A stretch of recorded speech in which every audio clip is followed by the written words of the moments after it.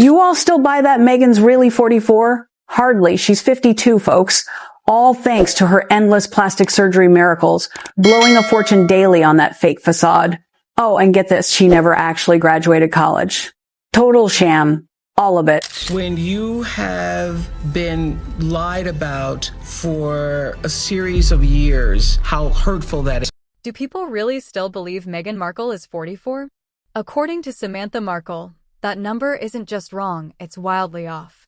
Samantha insists Meghan is actually 52 years old, her appearance carefully maintained through years of extensive cosmetic procedures and an endless flow of money spent preserving a carefully manufactured image. And that's not the end of it. Samantha also claims Meghan never truly graduated from college at all. In her words, the entire story is a fabrication. For years, Meghan Markle has presented herself as the embodiment of modern reinvention, a 44-year-old woman who moved seamlessly from Hollywood actress to royal duchess, humanitarian figure, and global entrepreneur. Through interviews, documentaries, carefully curated social media, and polished public appearances, her narrative has been one of youth, ambition, resilience, and evolution. But what if that narrative rests on unstable ground?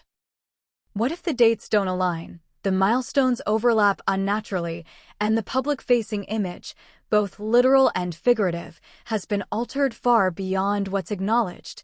That question exploded into public view after a recent interview with her half-sister, Samantha Markle, who delivered her claims without hesitation or restraint.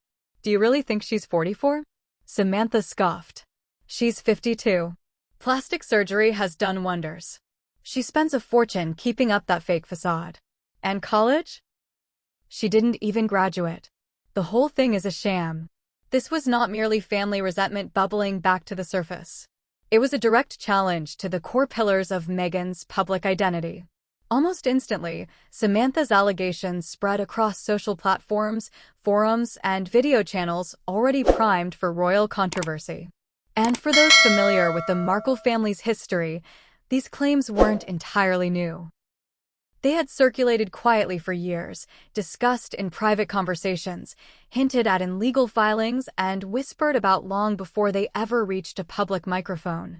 Now they were impossible to ignore. The interview forced audiences to re-examine Meghan's biography from the ground up. The question of age became central, not out of idle gossip, but because, as Samantha argued, the math simply doesn't work. Dates tied to internships, education, travel, and life events that should align neatly with a 1981 birth year appear instead to drift backward, pointing toward an earlier date, possibly as far back as 1973. The college degree, long held up as proof of Meghan's intellect and discipline, suddenly came under the same microscope. When timelines are laid side by side, they begin to fracture. Behind the glossy imagery of Montecito mansions and multi-million-dollar deals lies a story polished to near perfection, but possibly engineered that way for a reason. Public appearances reinforce the illusion. Meghan appears to defy time, her skin smooth, her features sculpted, her presence ageless.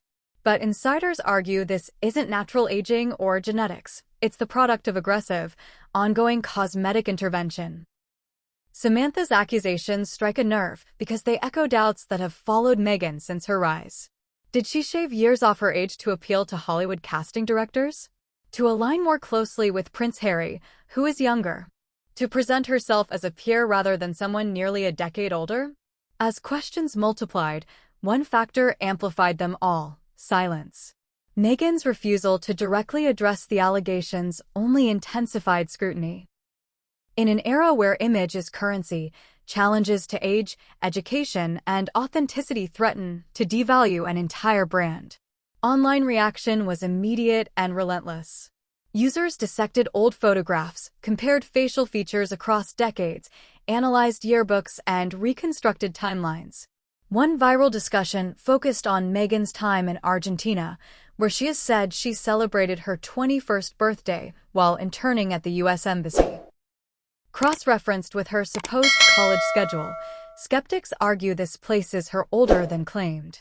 Samantha went further, connecting the age issue to a broader pattern of deception, including a college career that allegedly never culminated in an earned diploma. Suddenly, the story shifted from royal drama to questions of personal integrity.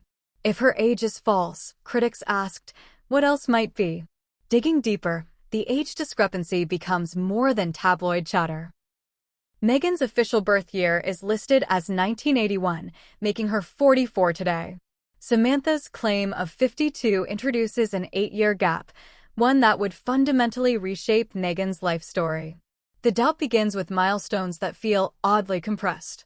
Her internship in Buenos Aires, for example, allegedly occurred around her 21st birthday.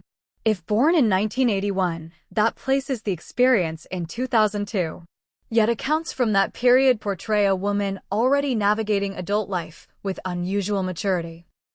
Samantha insists family anecdotes, school records, and long-discussed archival details support an earlier birth year, possibly 1973. These claims have circulated online for years, repeatedly dismissed, but never definitively disproven. Attention then turns to Northwestern University and Meghan's sorority membership in Kappa Kappa Gamma. Sorority timelines are structured.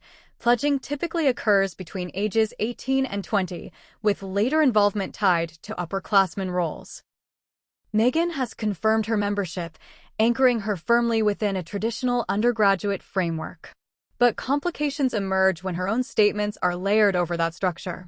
She has described spending 6 weeks interning at the U.S. Embassy in Buenos Aires and celebrating her 21st birthday during that time. Northwestern's academic calendar suggests such an internship would follow the winter quarter of her junior year. She also spoke of completing a full semester abroad in Madrid during what would normally be her senior fall term. Graduating on time after missing an on-campus semester requires precise coordination, full credit transfer, and often additional coursework. Yet no public explanation has ever been offered detailing how these requirements were met. By June 2003, Meghan was reportedly living in Los Angeles and involved in a relationship with comedy writer Shaz Arkin. If her academic obligations extended through late spring or required makeup credits, this overlap raises logistical red flags. While commencement ceremonies occur in June, actual degree conferral depends on completed credits, an issue never addressed publicly. Her high school graduation in 1999 aligns neatly with an 18-year-old born in 1981. But alternative birth years have surfaced repeatedly in family filings and online archives.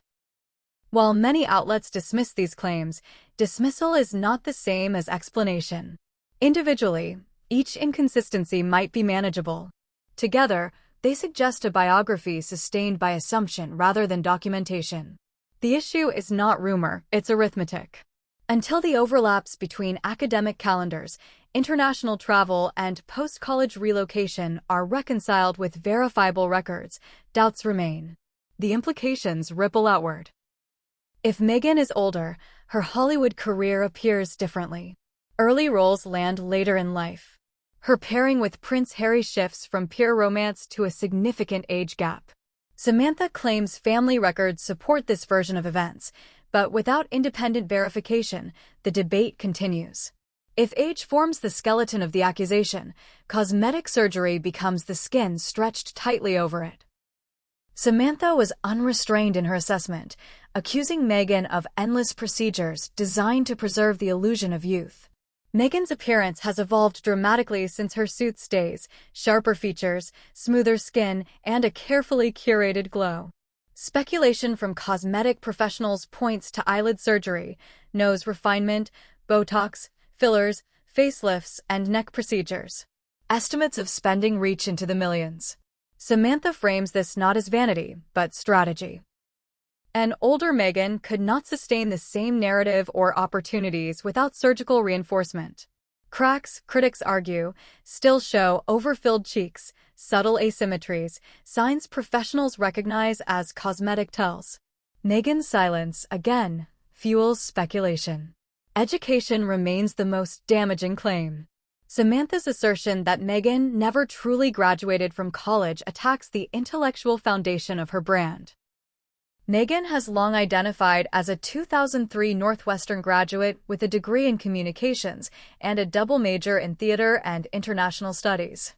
This claim appears repeatedly in profiles and speeches. But commencement programs list her only under communications. Double majors are typically listed separately.